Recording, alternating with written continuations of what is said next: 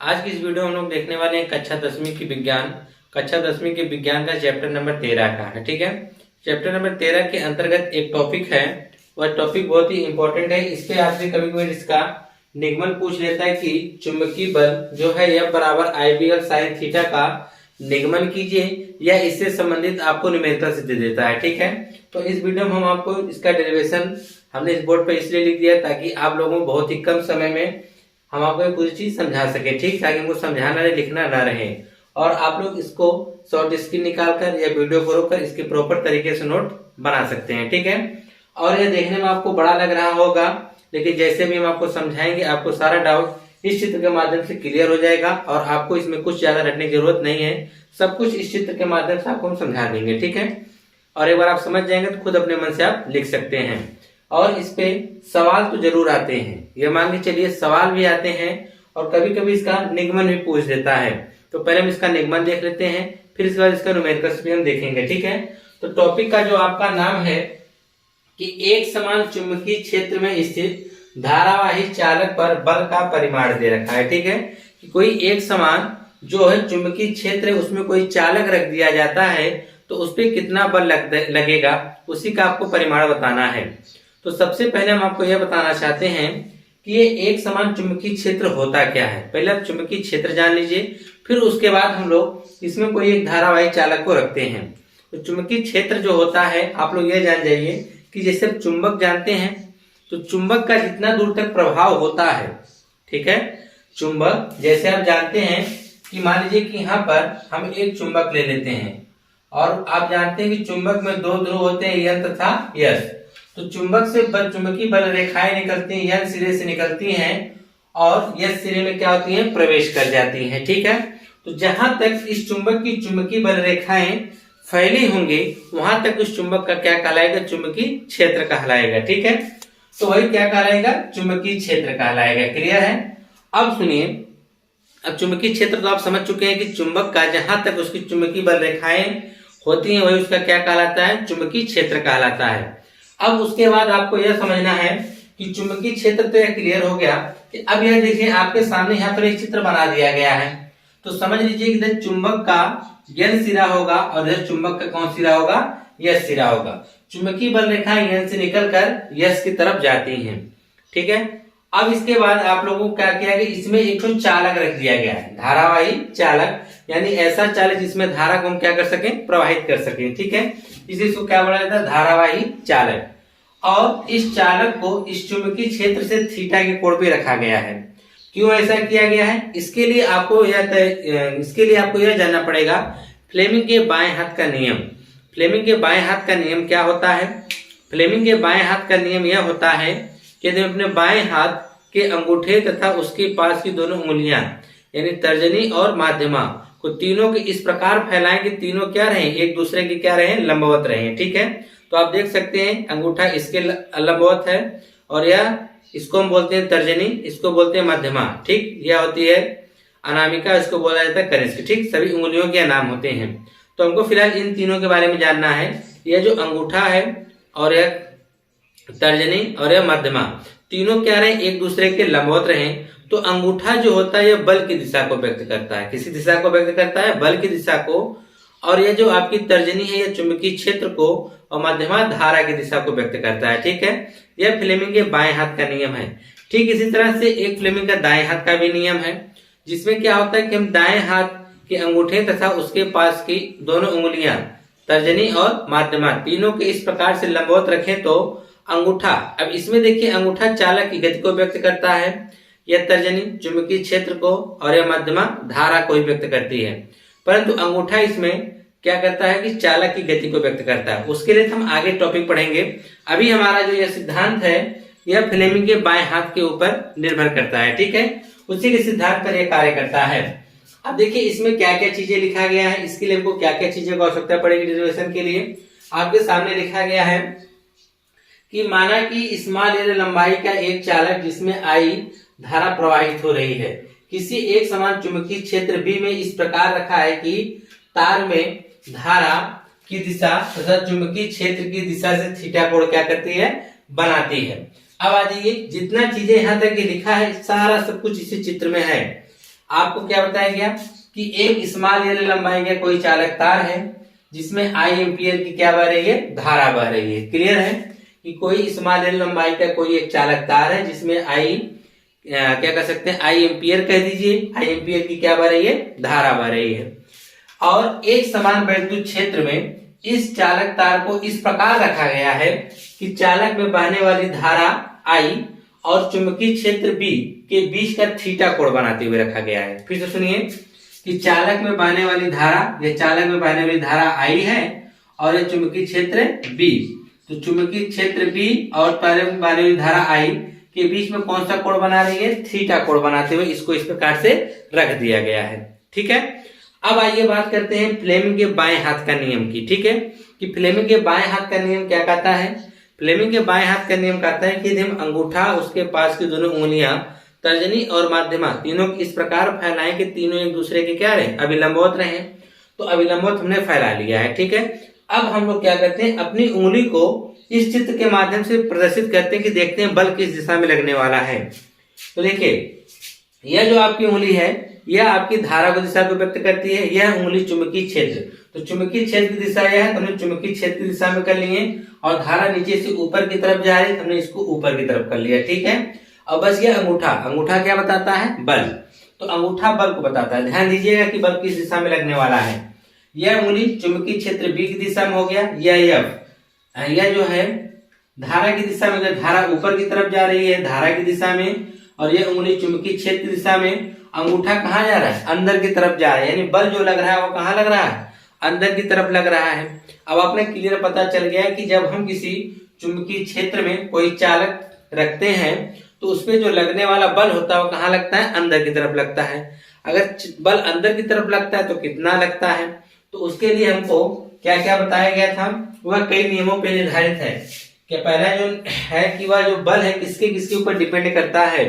तो पहला देखिए क्या है कि क्षण में प्रवाहित धारा आई के अनुक्रमानुपाती होता है। कौन, बल, जो इस पे लगने वाला बल होगा, क्यों बल किसके द्वारा लगेगा, यह चुंबकीय क्षेत्र के द्वारा उस चालक पे बल लगेगा। ठीक है, कितना बल लगेगा, जितना उस चालक में धारा प्रवाहित की जाएगी। कहा गया है क्षण में प्रवाहित धारा आई के क्या होता है, अनुक्रमानुपाती होता है।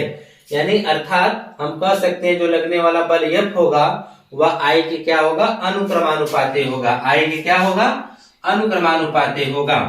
तो आप लिख सकते हैं कि F अनुक्रमानुपाती आई, चाहे तो आप यहाँ लिखिए या तो आप यहाँ बीच में लिख दीजिए। ठीक है, अब दूसरा क्या बताया गया था कि चुंबकीय क्षेत्र B जो होगा, यह चुंबकीय क्षेत्र B के अनुक्रमानुपाती होता है। यानी बल जो है वह धारा के अलावा चुंबकीय क्षेत्र पर भी निर्भर करेगा, यानी F अनुक्रमानुपाती क्या हो जाएगा, B। तीसरा, चालक की लंबाई के अनुक्रमानुपाती होता है, यानी जो लगने वाला इस पे बल होगा वह चालक तार की लंबाई स्मॉल एल के भी क्या होगा, अनुक्रमानुपाती होगा। अभी हम आपको बता रहे हैं कि अनुक्रमानुपाती का मतलब क्या होता है। ठीक है, अच्छा समझ लीजिए अनुक्रमानुपाती का मतलब क्या होता है। जैसे लिखा F अनुक्रमानुपाती आई, अगर आप धारा के मान को बढ़ाएंगे या घटाएंगे तो इस बल का भी मान घटेगा और बढ़ेगा। अगर आप धारा का मान बढ़ा रहे हैं तो इस बल के मान में भी परिवर्तन आएगा। यानी यह बल भी, अगर धारा का मान बढ़ाएंगे तो बल का भी मान बढ़ेगा और धारा घटाएंगे तो बल भी घटेगा। यानी बल जो है वह धारा के ऊपर निर्भर करता है। अच्छा, दूसरी लाइन में जो बल है वह चुंबकीय क्षेत्र बी पर भी निर्भर करता है। अगर चुंबकीय क्षेत्र का मान, चुंबकीय क्षेत्र बी का मान बढ़ रहा है तो बल का भी मान बढ़ेगा। चुंबकीय क्षेत्र बी का मान कम है तो बल का भी मान क्या होगा, कम, क्योंकि यह जो बल है चुंबकीय क्षेत्र बी के क्या है, अनुक्रमानुपाती है। उसी के अनुपात में बढ़ेगी जिस अनुपात में चुंबकीय क्षेत्र क्या होगा, बढ़ेगा। अब तीसरा जो है बल, चुंबकीय बल जो है चालक तार की लंबाई एल के भी अनुक्रमानुपाती है। तो F जो होगा एल के अनुक्रमानुपाती होगा, यानी चालक तार की लंबाई बढ़ेगी तो उसमें बल का भी मान बढ़ेगा। ये तीन चीजें तो आप समझ गए।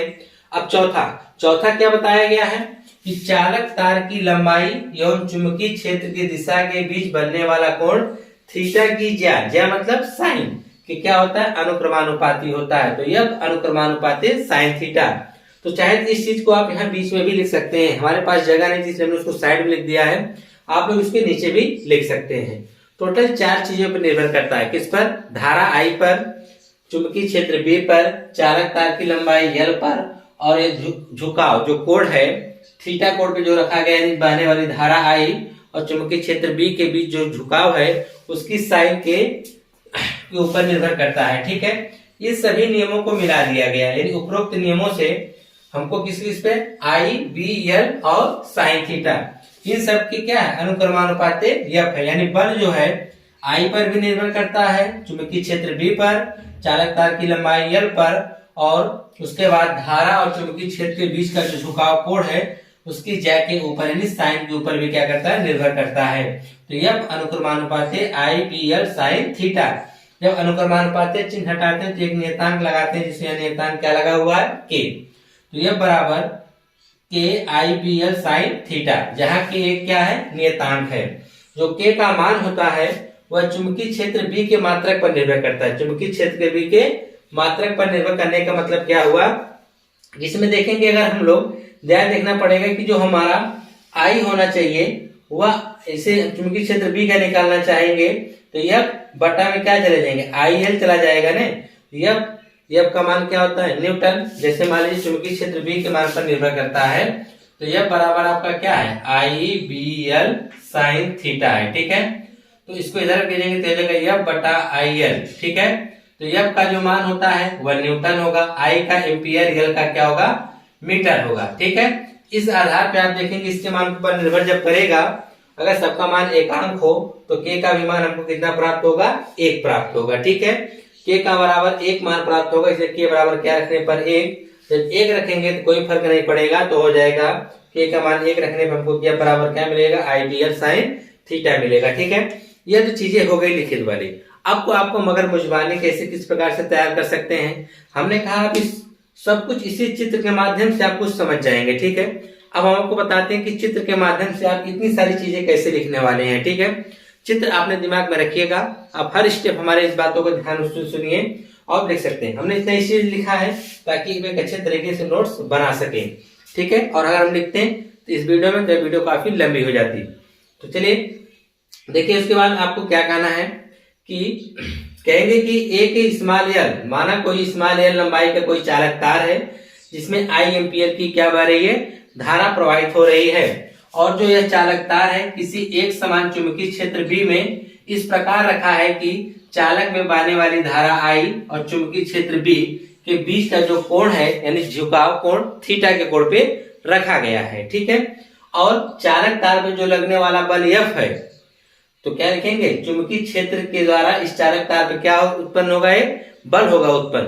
तो बल का जो मान हम किस प्रकार से निकाल सकते हैं, तो बल का मान निकालने के लिए हम यह देखेंगे कि जो इसमें बल किस दिशा में लग रहा है तो हम फ्लेमिंग के बाएं हाथ से इसकी बल की दिशा निकालेंगे जो कि कहाँ लगा था अंदर की तरफ लगा था। ठीक है, अगला स्टेप में लिखेंगे कि जो यह लगने वाला बल F होगा वह चालक में बहने वाली धारा I की क्या होगा अनुक्रमानुपाती होगा, क्योंकि जैसे जैसे F का मान बढ़ेगा वैसे से जैसे I का मान बढ़ेगा वैसे वैसे F का भी मान बढ़ेगा। यानी पहला कि जो F का मान होगा वह I के अनुक्रमानुपाती होगा। दूसरा, चाहे इसमें चुंबकीय क्षेत्र B के भी क्या होगा अनुक्रमानुपाती होगा, जो बल F होगा वह चुंबकीय क्षेत्र B के भी क्या होगा अनुक्रमानुपाती होगा। तीसरा कि जो बल F होगा वह चालक तार की लंबाई स्मॉल l के भी क्या होगा अनुक्रमानुपाती होगा। ठीक है, या जो आप कोई जरूरी नहीं कि पहले धारा कहें चुंबकीय क्षेत्र कहें फिर लंबाई कहें, आपका मन इन तीनों में से ऊपर नीचे कोई भी नियम आगे पीछे लिख सकते हैं। ठीक है, चौथा जो आपके लिए पॉइंट है कि चालक तार में बहने वाली धारा I तथा चुंबकीय क्षेत्र B के बीच का जो कोण थीटा है उसकी साइन थीटा यानी झुकाव कोण का ज्या यानी साइन थीटा के अनुक्रमानुपाती कौन होता है बल, यानी धारा I स्मॉल l चुंबकीय क्षेत्र B और साइन थीटा इन सभी के क्या होता है अनुक्रमानुपाती होता है। ठीक है, और अनुक्रमानुपाती चिन्ह जब हटाते हैं हम क्या लगाते हैं बराबर में एक नियतांक हमने क्या लिया K। तो K का मान जो होता है चुंबकीय क्षेत्र के मान पर निर्भर करता है, जिसकी वजह से K बराबर हमको क्या रखना पड़ता है 1। जैसे K बराबर 1 रखेंगे तो हमको यह बराबर चुंबकीय बल F बराबर हमको क्या प्राप्त हो जाएगा IBL साइन थीटा। ठीक है,